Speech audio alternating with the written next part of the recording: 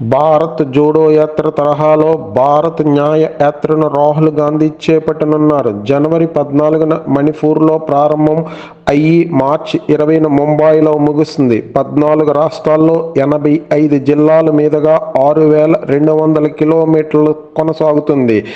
న్యాయ యాత్రలో మ్యాక్సిమం బస్సులో ప్రయాణం ఎక్కువగా ఉంటుందని తెలియజేశారు. జాతుల మధ్య ఘర్షణలతో అతలాకుతలమైన మణిపూర్ నుంచి న్యాయ యాత్ర మొదలుపెట్టడం ద్వారా అక్కడ గాయాన్ని మాన్పించే ప్రక్రియను ప్రారంభించాలని రాహుల్ గాంధీ భావిస్తున్నట్లు చెప్పారు.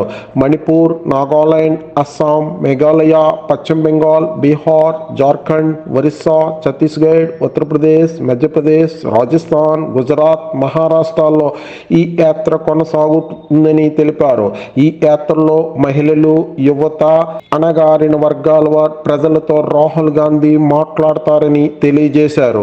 అయితే ఈ యాత్ర మీద భారతీయ జనతా పార్టీ విమర్శలు చేస్తున్నది.